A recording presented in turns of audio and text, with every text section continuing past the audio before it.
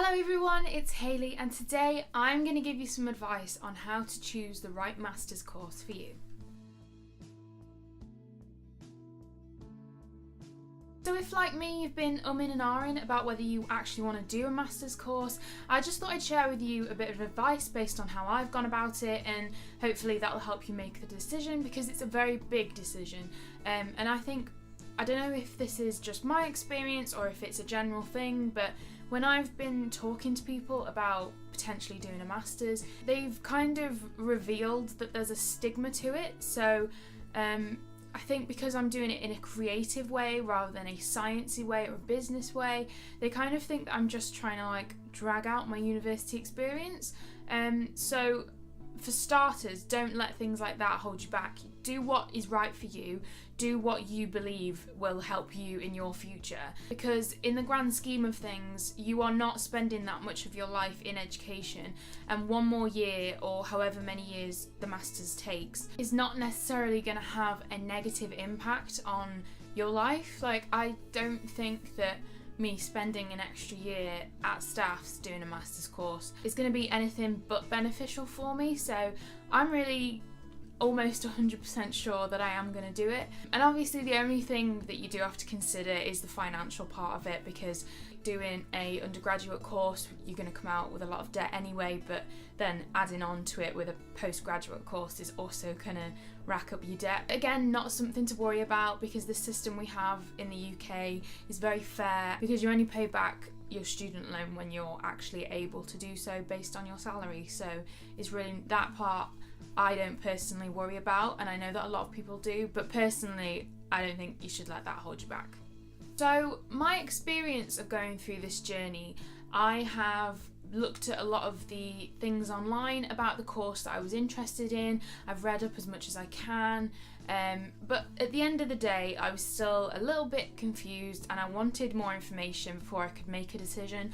So I was going to attend the open day, but I decided that I really wanted to know sooner than that, and so what I ended up doing is getting in touch with the course leader, and she was happy to meet with me. So we had a meeting in her office and she went through the whole course with me, exactly what I would be expected to do, whether it was right for me to do it in the first place, which luckily there's been people from my course that have done it before, so she's got an idea of what I'd probably end up doing.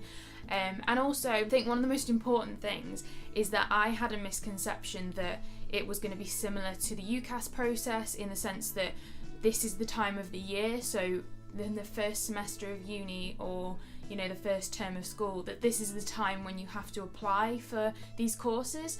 But it's a completely different system for postgraduate, and I don't want to speak for all master's courses because I'm not sure, but for this specific one that I'm applying for, we don't even have to do any kind of UCAS related things. It's direct to the course leader.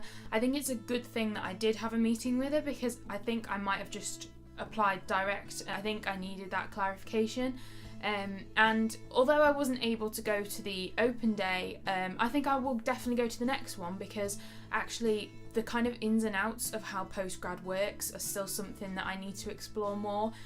So although I know exactly what the requirements are for my course and how exactly I can apply for it, I'm still need to know more about sort of how the actual postgraduate finance works, because it's a very different system. So I do need to find out more about that, and I think the way that I'm going to do that is that I'm going to book some meetings through the student hub with the finance department, so that they can help me out in figuring out how to do everything.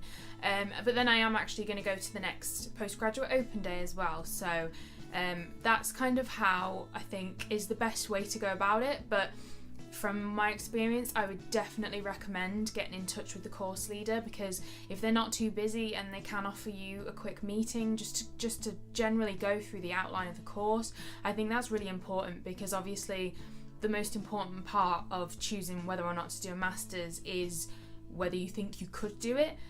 Because I remember my course leader telling me that they don't tend to take people who have got below a certain grade, because they need to know that you can actually do it, because the workload is a lot harder and you have to be a lot more organised and focused, and I think only certain people suit that kind of style of learning. So definitely get yourself a meeting with your course leader if you can, and just find out as much information as you possibly can. So yeah, I hope that helped you. And based on everything I've done, I think that I might well be doing a master's. I'm like 95% there to saying yes. I think the last part of that is just finding out those things that I'm still in the dark about. I am gonna look into it a little bit more, find out specifics, and I've got until April to submit the proposal to the course leader, so I've got quite a long time, and then obviously apply properly and see if I get a conditional or unconditional offer.